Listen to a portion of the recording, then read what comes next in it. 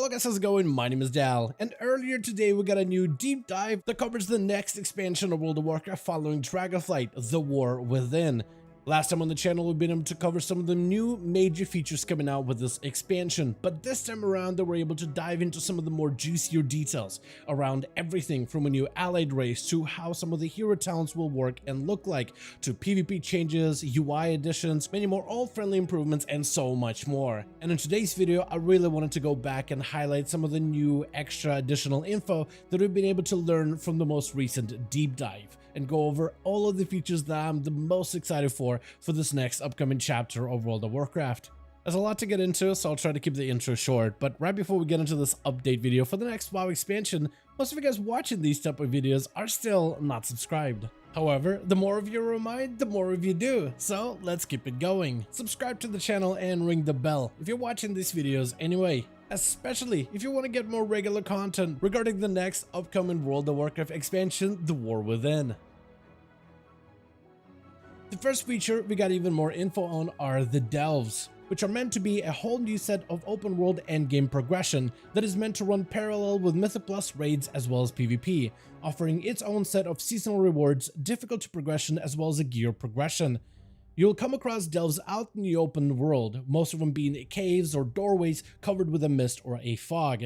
Inside the delves, you'll be able to meet up with the familiar faction of the Dragonscale Expedition to either fight off threats, solve puzzles, or even do platforming challenges and mostly explore.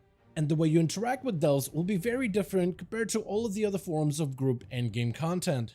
Similar to Mythic Plus content, or after defeating a boss at the end of a raid tier, at the end of a delve you'll be able to loot a chest full of gear. One of those chests will be awarded to you just for doing the delve run, but bonus chests can then be further unlocked as long as you have some sort of a key to open them, and these keys will be obtainable from other open world activities that can provide you with additional bonus rewards. Participating in open world content can also earn you gear that you can pick up from the Great Vault, similar to dungeons as well as in raids. However, you will notice that PvPers now lose out on a slot within the Great Vault, but don't be concerned. For those of you primarily focused on PvP for the next expansion, instead of getting a chance at gear from the Great Vault, you will instead earn more conquests for every single week. This change makes sure that you don't fall behind on your gear progression and allows you to completely forgo the RNG nature of the Great Vault system.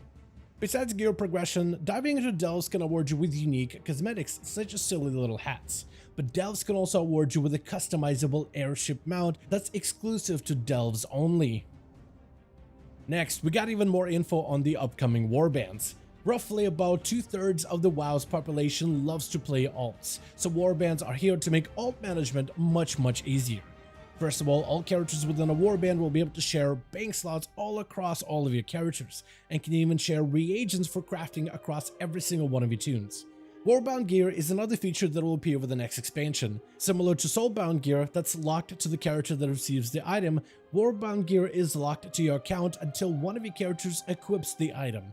Warbound gear can drop from any form of endgame content, and anytime you get a warbound item, it's always as a bonus loot drop from a variety of different activities.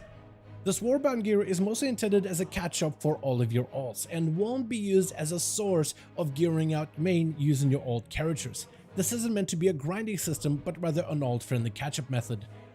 Another alt-friendly feature is transmog items, which are added automatically to your collections even if your character cannot equip the item.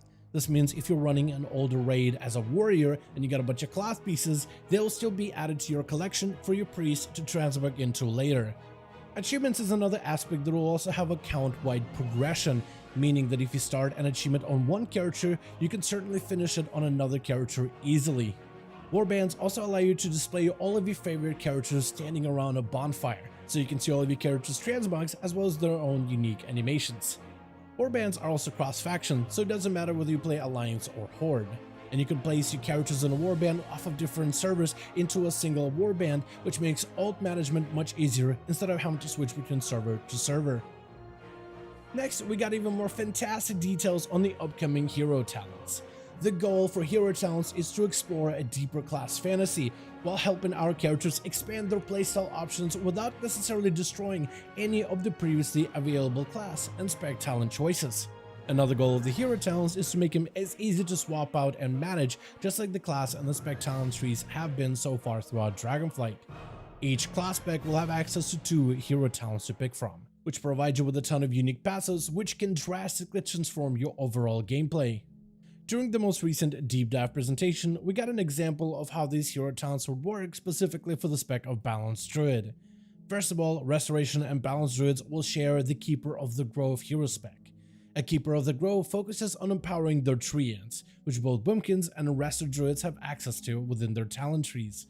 Keepers empower your overall effectiveness and can even moonfire multiple targets, generate your additional resources, and become a functional burst-oriented cooldown for either playstyle.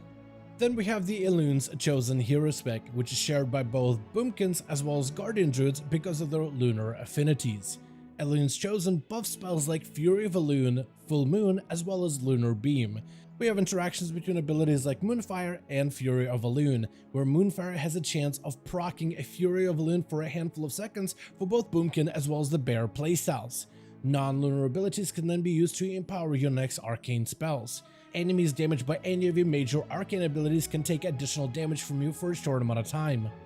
And overall, hero talents will give you a reason to spec into certain talents and abilities, and in some cases will even modify the effectiveness of those talented choices.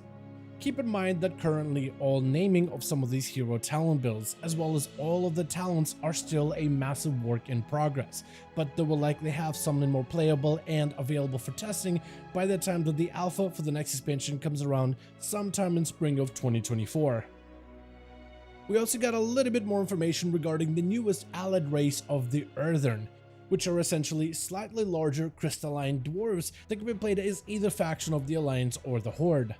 Unlike the allied races that we got to earn and play as during Battle for Azeroth, this allied race will be earned simply from doing the main campaign without any of the specific reputation grinds required. For now, we don't really have a lot of information regarding some of the racials, the active or the passive abilities of this given allied race, but we do know that they'll be available to play as every single class in the game except for Demon Hunters, Druids, as well as the Evokers. So Shamans, Warlocks, Paladins, you name it, all of those will be available for this current allied race. We also got a little bit more information regarding how the dynamic flying system will work when it comes to traversing around Azeroth. For now, the plan is to bring dynamic flying to every single zone in the game, and dynamic flying will continue as the primary mode of transportation heading into the next expansion.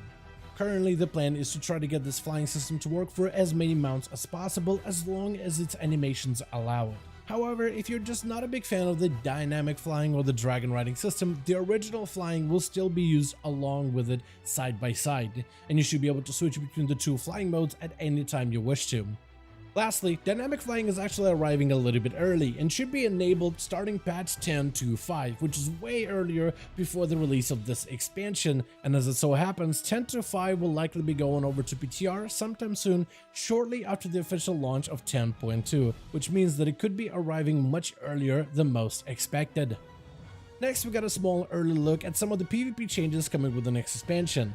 For now, they plan to add even more battlegrounds than ever before, and they were able to showcase one of the new early concept designs for a battleground arriving pretty early with the launch of the War Within. For now, the battleground isn't quite finished, but the concept is supposed to be very similar to the Silver Shard Mines, where both teams of Alliance and Horde will push a cart while trying to fight over the point in the middle of the map. We also have a handful of new UI element changes, such as a brand new version of the spellbook, which will be on the same tab as our talents, which looks cleaner and just makes it much easier for you to orientate around all of your spells, passives, and abilities. Lastly, they also mentioned that cross-realm guilds are coming with the launch of the next expansion, which goes on to remove even more restrictions and hurdles when it comes to finding the communities you want to play with. This also removes any kind of server restrictions when it comes to mythic raiding, which allows you to stay on your server while being able to join practically any guild in the game as long as they are within your region. And that's going to make up the bulk of all of the newest details that we've been able to learn for the most recent deep dive for The War Within, which is the next chapter of World of Warcraft. I want to thank all of you guys so much for watching this video, and I hope you guys enjoyed. Let me know in the comments down below what do you think about all of the newest details that we've been able to uncover as of today regarding all of the newest features going forward. as per usual, if you guys enjoyed this video or found it informative, go ahead and give it a thumbs up. I would very much appreciate it. And as always, in the description of every single video and live stream, we have a link to our Discord community channel. Probably the best place to reach out to me directly in case you want to let me know what you thought about this video or hang out with the rest of the community to discuss some of the upcoming changes. Join our Discord to become part of the community. But otherwise, thank you all so much for watching this video. I do hope you guys enjoyed. Let me know all of your thoughts down below. And as always, I'll see all of you guys in another video.